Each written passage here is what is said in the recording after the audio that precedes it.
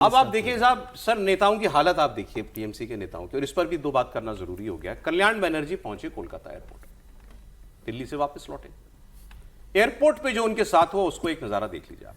हो ही रहा है वहां, अंडे मारे जा रहे हैं नेताओं को, चोर चोर चोर चोर चिल्लाया जा रहा है, ये बहुत हो रहा है, बहुत हो रहा है, रैम्पेंट। लेकिन कल्याण बनर्जी सांसद है, और एयरपोर्ट पर जो आदमी होता है आमतौर पर आप मानते हो कि चलो कम से कम ये जो है कुछ जानकारी रखने वाला आदमी हो। बिल्कुल। उस वहां लोगों के साथ वो मीडिया से बात कर रहे थे, और पीछे चोर चोर चोर चोर चोर चोर होने लगा। अब वहां तो कोई किसी का कार्यकर्ता नहीं हो सकता, एयरपोर्ट है। आप देखिए वहां क्या हुआ, जरा फुल स्क्रीन दिखा दीजिए, शुरुआत से दिखाइए।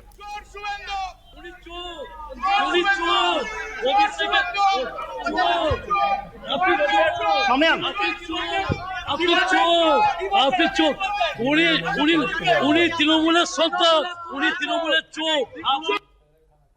Then why you are commenting? I'm not. No, you comment. I'm not. Come to the press. Come to the press. वो तो airport authority, Why you are passing comment? I'm not commenting. CIFF. I'm not commenting. Oh yes, you are. I'm not commenting. আপনি comment করছেন কেন?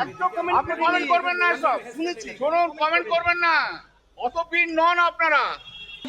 कल्याण बनर्जी फिर लोगों से बहस करने लग गए, आम लोगों से ही वो बहस करने लग गए। फिर वो शुभेंदु चोर शुभेंदु चोर शुभेंदु चोर वो अपनी तरफ से चलाने लगे। हाँ, ये सुनवाई, ये सुनवाई। जय बांग्ला। अब ये आपको बता रहा है बंगाल की सिचुएशन क्या है। आम लोग, महिलाएं हैं, सब हैं, सब उलझ रहे हैं, वो भी उलझ रहे हैं उनसे।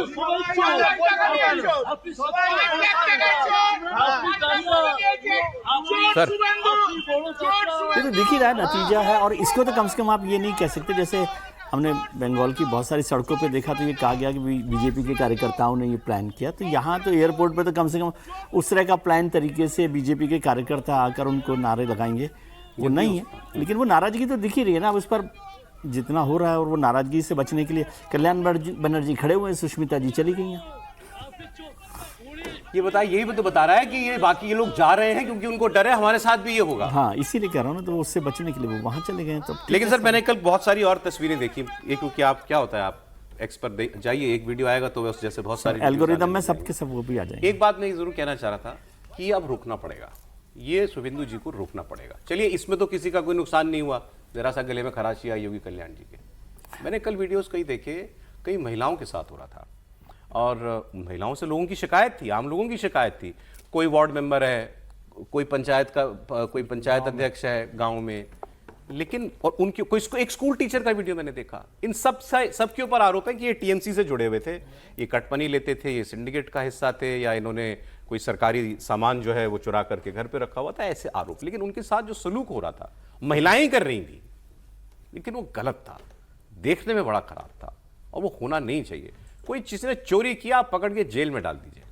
लेकिन अब ये जनता का हिसाब जो है ये बंद होना चाहिए। ये अराजकता है। बिल्कुल, ये बात तो देखिए, जब हम आरोप लगाते हैं टीएमसी पे कि वो उसके समय में अराजकता थी या हिंसा थी, तो मुझे लगता है कि उस लेवल पे नहीं, लेकिन अभी भी जिस लेवल पे पश्चिम बंगाल में हो रहा है टीएमसी के वर्कर्स के साथ या टीएमसी के नेताओं के साथ, तो ये कोई अच्छी चीज़ तो नहीं है। ये कोई बीजेपी की छवि को मतलब बेहतर तो नहीं करेगी कि वो ये होने दे रहे हैं।